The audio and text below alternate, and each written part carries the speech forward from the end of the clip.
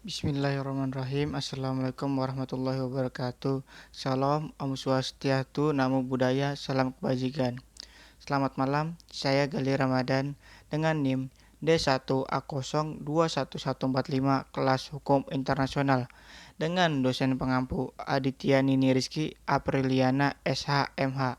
Sebelum memulai materi ini, saya ingin berterima kasih kepada Bu dosen karena telah memberi ilmu dalam satu semester ini.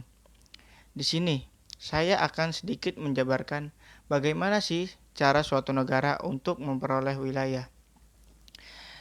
Yang teman-teman ketahui, suatu negara pasti memiliki wilayah di dalamnya, karena wilayah merupakan salah satu unsur untuk diakui negara secara de facto.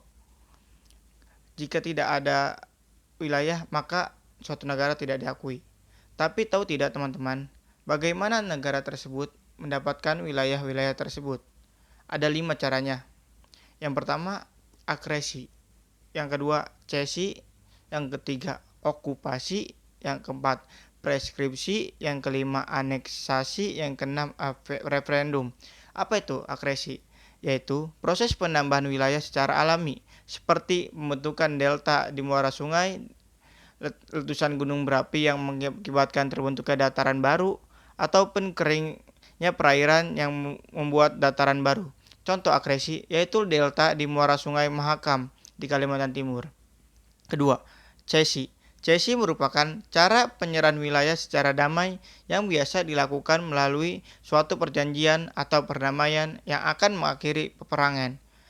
Namun, pada zaman kolonial, praktik cesi juga banyak dilakukan oleh penguasa setempat, seperti misalnya yang dilakukan beberapa kesultanan atau kerajaan di Asia Tenggara pada masa kerajaan Hindu-Buddha ataupun Islam, yang dilakukan kepada pendatang dari Eropa.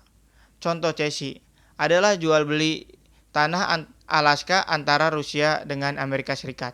Ketiga, okupasi. Apa itu okupasi? Okupasi merupakan adanya penguasaan terhadap suatu wilayah yang tidak berada di bawah kedaulatan negara manapun, yang dapat berupa suatu terra nullius atau wilayah yang belum diletakkan di kedaulatan negara manapun, yang baru ditemukan, atau disebut tanah tak bertuan.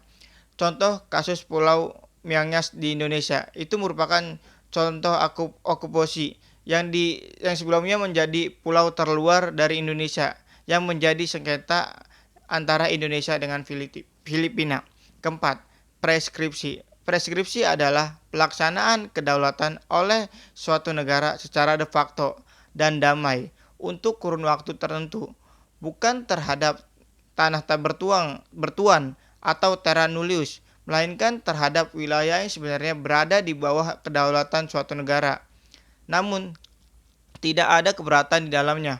Contohnya, Indonesia yang mempreskripsikan suatu wilayah di kedaulatan Brunei Darussalam. Yang kelima, aneksasi. Apa itu aneksasi? Yaitu penggabungan suatu wilayah negara dengan cara kekerasan atau paksaan. Wilayah negara akan masuk ke negara yang menganeksasi. Biasanya aneksasi ini menggunakan cara-cara kemiliteran dengan cara penjajahan atau intervensi.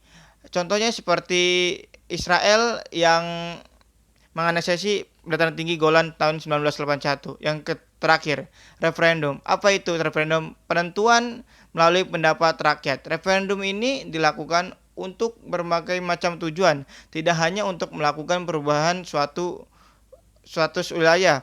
Referendum juga dapat dilakukan untuk menentukan sebuah putusan politik yang berdampak besar bagi warga, seperti amandemen konstitusi dan lain sebagainya. Referendum ini merupakan suatu contoh demokrasi dalam bernegara. Referendum ini juga dapat memberi aspirasi dari rakyat. Sekian penjelasan dari saya. Kurang lebihnya mohon maaf apabila ada kata-kata yang salah. Saya Gali Ramadan mohon undur diri. Wassalamualaikum warahmatullahi wabarakatuh.